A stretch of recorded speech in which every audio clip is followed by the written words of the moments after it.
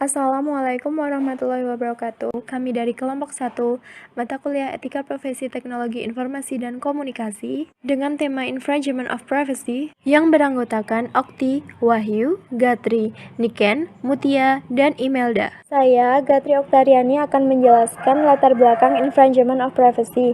Ini merupakan kejahatan pelanggaran privasi dari individu yang datanya tersimpan secara terkomputerisasi. Pada tahun 2018, Cambridge Analytica memperkirakan kasus penyalahgunaan data pribadi pengguna Facebook sebanyak 1.096.666. Indonesia sendiri sudah memberlakukan undang-undang yang mengatur informasi dan transaksi elektronik pada tahun 2008. Kedua, batasan masalah. Penulis hanya memfokuskan pembahasan pada 1. Faktor penyebab maraknya tindak kejahatan pelanggaran privasi. 2. Landasan hukum terkait infringement of privacy di Indonesia. Ketiga, studi kasus pelanggaran privasi yang disertai tindakan hukumnya di Indonesia. Selanjutnya, saya di sini Mutia Kusuma akan menjelaskan tujuan dari penulisan dan konsep dasar kejahatan siber atau cybercrime. Tujuan penulisan. Tujuan dari penulisan ini adalah yang pertama, mengetahui lebih lanjut mengenai kejahatan siber atau cybercrime dan cyber law yang ada di Indonesia.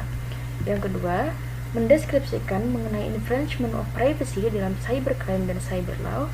Dan yang terakhir, mengetahui landasan hukum yang digunakan dalam kasus, khususnya kasus infringement of privacy di Indonesia. Selanjutnya, konsep dasar cybercrime. Yang pertama ada definisi cybercrime atau kejahatan siber. Menurut Ma'rufah, kejahatan siber merupakan suatu perbuatan melawan hukum yang dilakukan dengan menggunakan jaringan komputer sebagai sarana atau alat, dengan menggunakan komputer sebagai objek, baik untuk memperoleh keuntungan ataupun tidak dengan merugikan pihak lain. Nah, kejahatan siber itu muncul karena adanya pemanfaatan teknologi informasi yang berkembang semakin pesat. Selanjutnya ada jenis-jenis cybercrime atau kejahatan siber. Menurut Sulis Rudatin, kejahatan siber ini bisa terbagi menjadi dua bagian. Yang pertama bisa kita lihat dari segi aktivitas, dan yang kedua bisa kita lihat dari segi modus operandinya. Setelah itu kita akan membahas kejahatan siber menurut aktivitasnya. Di sini ada 7 aktivitas kejahatan siber. Yang pertama ada carding, yaitu penipuan di dunia maya dengan memanfaatkan pencurian kartu kredit orang lain. Selanjutnya ada hacking, menerobos keamanan program komputer orang lain. Ada cracking, yaitu menerobos data pribadi seseorang semata-mata untuk keuntungan pribadinya. Dan yang selanjutnya ada mengubah defacing, yaitu mengubah halaman website pihak lain dengan tujuan karena iseng atau mencuri data dan menjual kepada pihak lain. Selanjutnya ada phishing, yaitu memancing memakai internet melalui link dengan tujuan mencuri data pengguna. Selanjutnya ada spamming, yaitu mengirim berita atau iklan yang tidak dihendaki melalui surat elektronik. Dan yang terakhir ada malware, yaitu program komputer yang mencari kelemahan suatu software untuk merusak operating system. Selanjutnya ada kejahatan siber atau cybercrime menurut modus operandinya. Yang pertama ada unauthorized access to computer system and service. Di sini, kejahatan ini dilakukan dengan cara menyusup ke dalam suatu jaringan komputer dengan cara yang tidak sah. Nah, biasanya pelaku ini melakukan pencurian data mengenai informasi penting. Selanjutnya, ada illegal contents.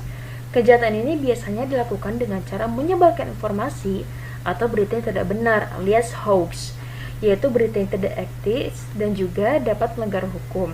Yang biasanya beritanya itu tersebut memiliki kaitan dengan pornografi atau rahasia negara. Selanjutnya ada data forgery. Nah, kejahatan data forgery ini dilakukan dengan cara memalsukan data pada dokumen penting yang tersimpan sebagai scriptless document melalui internet. Selanjutnya ada cyber espionage. Kejahatan ini dilakukan dengan cara memata-matai pihak lain dengan memanfaatkan jaringan internet dengan memasuki computer network system pihak sasaran. Selanjutnya ada cyber sabotage and extortion. Kejahatan ini dilakukan dengan cara merusak program komputer. Biasanya, kejahatan ini dilakukan dengan cara menyusupkan suatu virus komputer yang nantinya sistem jaringan komputer pihak sasaran tidak bisa digunakan. Selanjutnya, ada offense against intellectual property. Kejahatan ini ditujukan kepada hak atas kekayaan intelektual yang dimiliki oleh pihak lain di internet. Contohnya adalah pemberitahuan suatu informasi di internet yang ternyata milik atau hasil orang lain secara ilegal, atau bisa disebut dengan istilah plagiarism. Selanjutnya yang terakhir ada infringements of privacy. Nah, kejahatan ini ditujukan kepada informasi seseorang yang merupakan hal yang sangat pribadi dan sangat rahasia. Biasanya, kejahatan ini ditujukan terhadap keterangan pribadi seseorang yang tersimpan pada formulir data pribadi yang tersimpan secara computerized, yang apabila diketahui oleh orang lain, maka dapat merugikan korban secara material maupun imaterial. Contohnya, seperti nomor kartu kredit, nomor PIN ATM, dan lain-lainnya. Saya Wahyu Martiasni dengan NIM 12184194 akan menjelaskan mengenai cyber law dan infringement of privacy. Dimulai dari cyber law sendiri yang merupakan hukum cyber adalah aspek hukum yang berhubungan dengan internet dalam pemanfaatannya dengan perkembangan teknologi. Cyber law di sini bertujuan agar memberikan kenyamanan serta keamanan bagi pengguna cyber. Menurut Napi Tupulu tahun 2017, cyber law bersifat strategis dalam melindungi masyarakat yang merupakan perangkat intelektual dalam dunia cyber. Ruang lingkup cyber law di Indonesia sendiri terdiri dari 7 aspek. Yang pertama, kriminalisasi cybercrime atau kejahatan dalam dunia cyber. Yang kedua, digital evidence atau barang bukti digital yang merupakan bukti sah menurut undang-undang. Yang ketiga, aspek HKI atau hak kekayaan intelektual dalam cyberspace. Yang keempat, penetapan standarisasi telematika. Yang kelima, perlindungan konsumen dan pelaku usaha dalam dunia e-bisnis. Yang keenam, perlindungan informasi dalam penggunaan teknologi informasi, dan yang terakhir, yurisdiksi hukum terkait hubungan antar kawasan, antar wilayah, hingga antar negara. Selanjutnya, infringement of privacy atau pelanggaran terhadap privasi seseorang. Di sini, infringement of privacy merupakan kejahatan yang dilakukan oleh seseorang yang tidak bertanggung jawab terhadap privasi seseorang untuk disalahgunakan. Menurut Winarsih dan Irwansyah tahun 2020 dalam Jurnal Ilmu Komunikasi, model privasi terdiri dari 3. Yang pertama, pengawasan, penangkapan, dan datafikasi. Pengawasan di sini berfokus pada ketegangan antar aspek sosial, serta penangkapan berfokus pada kodifikasi hukum negara, dan datafikasi berfokus pada pembuatan informasi pribadi. Saya Imelda Marlin Musila, NIM 12183451. Saya akan menjelaskan penyebab terjadinya pelanggaran privasi. Untuk faktor penyebab terjadinya pelanggaran privasi terjadi karena beberapa hal. Berikut karena pengawasan dari masyarakat tidak terkontrol. Kurangnya pengetahuan masyarakat tentang inti dari kode etik untuk setiap bidang. Kemudian, belum terbentuknya budaya kesadaran dari masyarakat. Dan yang paling parah adalah untuk kebutuhan diri sendiri. Lantas, apakah kurang keras sanksi yang diberikan oleh negara kita untuk pelanggaran privasi? Nah, coba kita lihat salah satu contoh sanksinya saja. Ini salah satu contoh ya. Pada pasal 30 dan pasal 46 Undang-Undang Nomor 11 Tahun 2008 tentang informasi dan transaksi elektronik. Di dalam pasal 30 berbunyi, setiap orang dengan sengaja dan tanpa hak atau melawan hukum mengakses komputer atau sistem elektronik milik orang lain dengan cara apapun. Di pasal 46 berbunyi, dipidana dengan pidana penjara paling lama 6 tahun atau denda paling banyak 600 juta rupiah. Untuk faktor penyebab pelanggaran privasi ini dibagi menjadi 3. Salah satunya adalah tentang kesadaran hukum. masyarakat kita dinilai kurang aktif mengetahui informasi tentang cybercrime. Hal ini disebabkan belum paham pengetahuan masyarakat tentang apa saja sih jenis kejahatan yang ada di dalam cybercrime. Hal ini menyebabkan upaya penanggulangan cybercrime mengalami banyak masalah, yaitu yang berkaitan dengan penataan hukum dan proses pengawasan setiap aktivitas yang diduga dengan berkaitannya tentang cybercrime. Jika masyarakat kita memiliki pemahaman yang benar akan tindak pidana dari cybercrime, maka baik secara langsung ataupun tidak langsung, masyarakat kita ini membentuk suatu pola penataan. Pola penataan ini apa? Pola penataan ini berdasarkan karena mereka takut akan ancaman pidana yang dikenakan bila melakukan kejahatan di dalam cybercrime. Atau pola penataan ini tumbuh atas kesadaran dari diri mereka sendiri. Jadi inilah yang disebut dengan kesadaran hukum. Tapi, kalau masyarakat kita belum juga paham akan jenis kejahatannya, peran masyarakat kita menjadi tidak akan berfungsi. Nah, inilah kenapa pelanggaran privasi dapat terjadi. Selanjutnya, penjelasan mengenai faktor penegakan hukum. Perkenalkan, saya Niken Widyastuti dengan NIM 12181168. Faktor penegakan hukum. Negara Indonesia memiliki sumber hukum sebagai penegak suatu kejahatan. Salah satunya dalam kejahatan atau kasus infringement of privacy atau kejahatan yang ditujukan kepada seseorang. Penyebab dari kejahatan ini, faktor penegakan hukum pada kasus ini terjadi karena berbagai hal. Yang pertama, aparat penegak hukum kurang update atau terlalu pasif dalam mengikuti perkembangan dunia teknologi. Hal tersebut akan menyebabkan pelaku cyber lebih leluasa dengan melakukan aksinya. Selain itu, apabila penegak cyber ini bergerak kurang cepat, akan membuat si pelaku dari cyber ini tertinggal, sehingga si pelaku dapat melakukan kejahatannya berulang kali tanpa harus terkena hukuman. Kemudian yang kedua adalah pelaku cyber mudah lolos dari penegakan hukum disebabkan kurang kuatnya bukti kejahatan yang dilakukan pelaku cyber. Yang ketiga, terdapat pihak aparat penegak hukum yang kurang peduli akan kejahatan. Kejahatan infringement of privacy ini membuat kejahatan ini dianggap remeh karena pelaku cyber tidak diberikan hukuman sesuai dengan kejahatan yang ia lakukan. Kemudian yang keempat, aparat penegak hukum yang tidak memiliki etika dalam menjalankan profesinya atau pekerjaannya.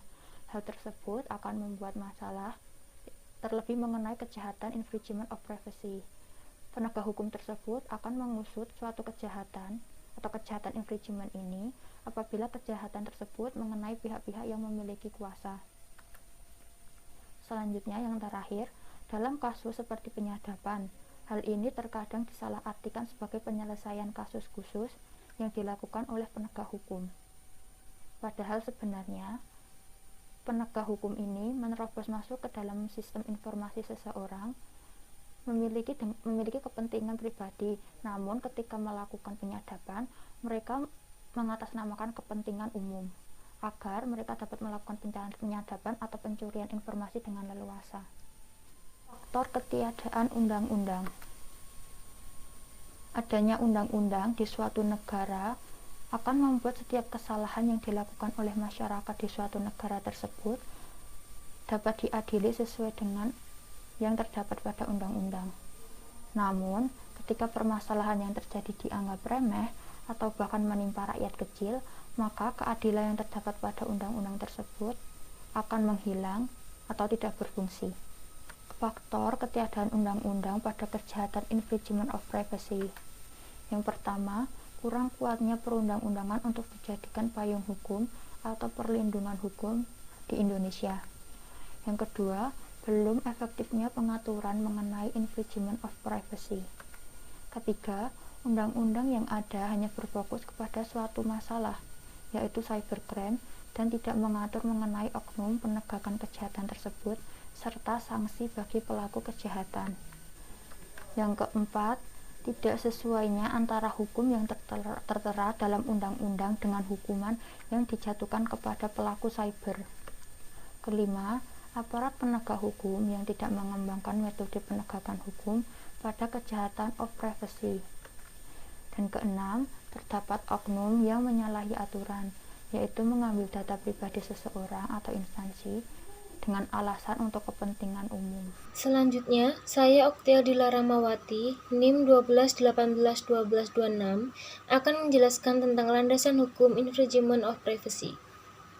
Landasan hukum yang dijadikan rujukan oleh aparat penegak hukum untuk menjaring cybercrime, yaitu dalam Kitab Undang-Undang Hukum Pidana atau KUHP dan UUD 1945. Dalam pasal 406 KUHP ayat 1 berkaitan dengan tindakan perusakan yang menyebutkan bahwa barang siapa dengan sengaja dan dengan melawan hukum menghancurkan, merusakkan, membuat tak dapat dipakai atau menghilangkan barang sesuatu yang seluruhnya atau sebagian milik orang lain dapat diancam dengan pidana penjara paling lama 2 tahun 8 bulan atau denda paling banyak 300 juta rupiah. Kemudian ada Undang-Undang ITE, sebagaimana telah diubah dengan Undang-Undang Nomor 19 Tahun 2016 atas Undang-Undang Nomor 11 Tahun 2008 tentang Informasi dan Transaksi Elektronik. Tindakan carding atau berbelanja menggunakan nomor dan identitas kartu kredit orang lain, biasanya diperoleh secara ilegal dan mencuri data dari internet. Yang tertuang dalam pasal 31 Undang-Undang ITE, pasal 31 ayat 1, setiap orang dengan sengaja dan tanpa hak atau melawan hukum melakukan intersepsi atas penyadapan informasi elektronika dan dokumen elektronik dalam suatu komputer dan atau sistem elektronik secara tertentu milik orang lain. Pasal 31 ayat 2, setiap orang dengan sengaja atau tanpa hak melawan hukum melakukan intersepsi dan transmisi elektronik atau dokumen elektronik yang tidak bersifat publik dari, ke, dan di dalam suatu komputer atau sistem elektronik tertentu milik orang lain, baik yang tidak menyebabkan perubahan, penghilangan, atau penghentian informasi elektronik atau dokumen elektronik yang ditransmisikan. Kemudian, berikut contoh beberapa kasus kejahatan tentang privasi. Yang pertama, kasus pembobolan ATM di Yogyakarta. Penangkapan 5 pelaku terduga melakukan pembobolan ATM di daerah Nenggung, Melati, Sleman, Yogyakarta oleh Satreskrim Polres Sleman. Modus kejahatannya yaitu mengganjal mesin ATM dengan obeng dan alat semacam menjepit. Cara kerja alat tersebut, ketika mesin sudah memproses transaksi tarik tunai, pelaku membatalkan transaksi. Kemudian saat uang dirasa sudah menempel pada alat, pelaku menarik tali yang tersambung pada alat. Total, komplotan ini berhasil mencuri 10 juta rupiah. Kemudian kasus yang selanjutnya yaitu ada kasus jual beli data di situs internet. Polri menelusuri kasus jual beli data pribadi melalui situs temanmarketing.com dan menangkap seorang pelaku penjual yang diringkus aparat di daerah Cilodok, Depok, Jawa Barat pada 6 Agustus 2019. Modus kejahatan, pelaku menyimpan jutaan data pribadi yang terdiri dari nomor ponsel, kartu kredit, nomor induk kependudukan, nomor kartu keluarga, dan nomor rekening. Paket dijual dengan harga 350.000 hingga 20 juta. Jumlah data yang ditawarkan pun bervariasi, yakni dari 1.000 data sampai 50 juta data. Pelaku disangkakan pasal 48 ayat 2, pasal 32 ayat 2 Undang-Undang Nomor 11 Tahun 2008 tentang Informasi dan Transaksi Elektronik. Kemudian pasal 95A Undang-Undang Nomor 24 Tahun 2013 tentang perubahan atas Undang-Undang Nomor 23 Tahun 2006 tentang Administrasi Kependudukan. Kesimpulan, berdasarkan pemaparan teori yang telah disampaikan, maka dapat ditarik kesimpulan bahwa penggunaan teknologi informasi di era saat ini dapat memberikan dampak positif dan dampak negatif. Dampak tersebut perlu menjadi bahan pembelajaran bagi pengguna teknologi informasi untuk lebih berhati-hati dalam menggunakannya.